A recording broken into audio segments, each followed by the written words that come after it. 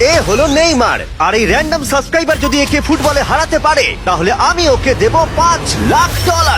বিশ্বের অন্যতম সেরা ফুটবল প্লেয়ার নেইমার একজন ইন্টারন্যাশনাল ফুটবল সুপারস্টার, 28টা চ্যাম্পিয়নশিপের বিজেতা, একটা অলিম্পিক গোল্ড মেডেল, আর এছাড়াও ব্রাজিলের সর্বকালের সব থেকে বেশি গোলদাতা। সে কম্পিট করবে একজন সাধারণ প্লেয়ার হিগোরের সাথে, আর ওরা কম্পিট করবে $5 লাখ জন্য। যদি তুমি যেত এই টাকাটা শুধু তোমার ব্যাংক অ্যাকাউন্টে যাবে, কিন্তু নেইমার জিতলে ওর বেছে নেওয়া যে কোনো চ্যারিটিতে আমি টাকাটা দেবো।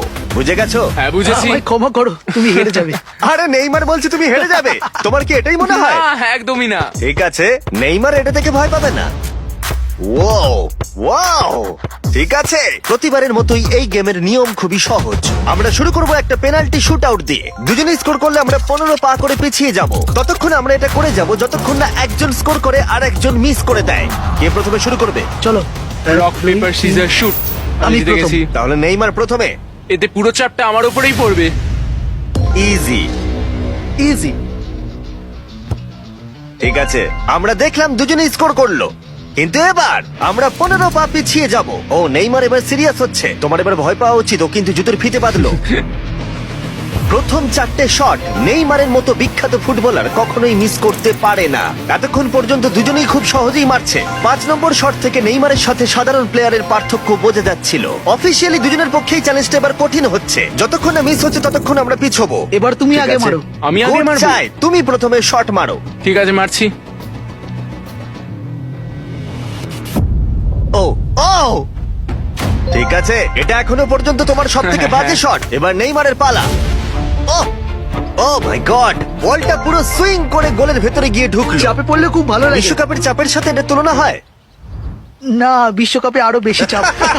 দাঁড়াও দাঁড়াও, তুমি শট মারার আগে তুমি $5 লাখ চেকটা ধরো। নিশ্চয়ই। তুমি এটা গোল করলে আর ও মিস করে দিলে এটা তোমার হয়ে যাবে। তুমি নেইমারকে হারাতে পারবে, ঠিক আছে? ভরসা রাখো। ঠিক আছে।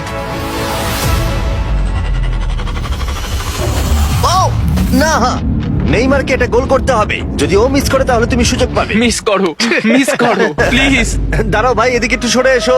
এই গোলটা তবেই কাউন্ট করা হবে যদি এটা বারের মধ্যে লেগে গোলে ঢোকে। না ঢুকলে এটা গোল নয়। নেইমার এতটাই ভালো যে ও বলছে গোলটা তবেই কাউন্ট হবে যদি বলটা বারে লেগে গোলে ঢোকে।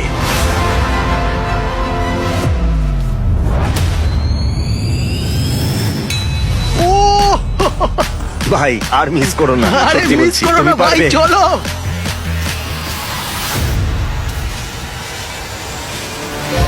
ঠিক আছে, ওর ভাগ্য ভালো যে নেইমার ওকে সুযোগ দিচ্ছে।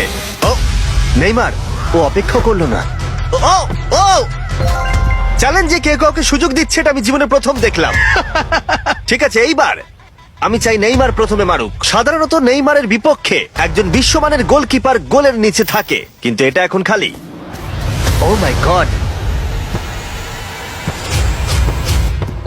ভাই তোমার জন্য আমার চিন্তা হচ্ছে। এটাই হয়তো শেষ তুমি সুযোগ। শুধু ওই আচ্ছা। ক্যামেরাটাকে টার্গেট করো, ঠিক দেখো আছে। বলটা ঘুরে নেইমার ঢুকে তোকে যাবে। খেলা শেখাচ্ছে। ক্যামেরাটা। হ্যাঁ। এই তো খুব ভালো, Wow! গোল হয়ে যাবে। দেখলে? ও পেরেছে! পেরেছি। আমরা অফিসিয়ালি এখন মিডফিল্ডে আছি। এরকমটাই চলতে থাকবে। রেডি হলি মেরে দাও।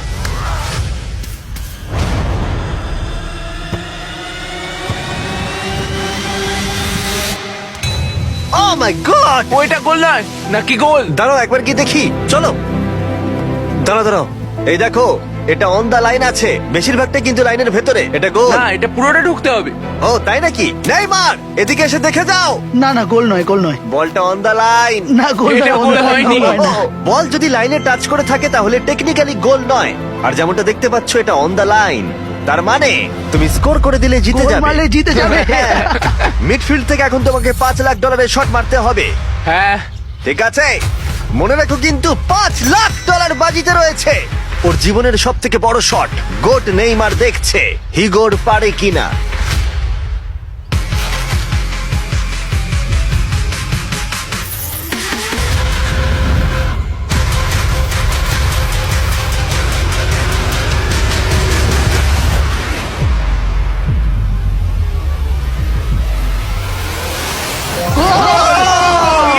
ও পেরেছে! খুব ভালো! আমি পেরেছি। আরে ডলফিন কোত্থেকে এলো? আমি তো বুঝতেই পারছি না। আমি পেরেছি। তুমি পেরেছো ভাই, খুব খুব মিষ্টি। ভালো। এই নাও তোমার $5,00,000। Yes! তুমি জিতে আমি গেছো, খুব পেরেছি! ভালো। আমি পেরেছি ভাই। ও, ও। হ্যাঁ হ্যাঁ এসব কি হচ্ছে? আরে ও কি খেয়ে নিচ্ছে? আমি জানি না কি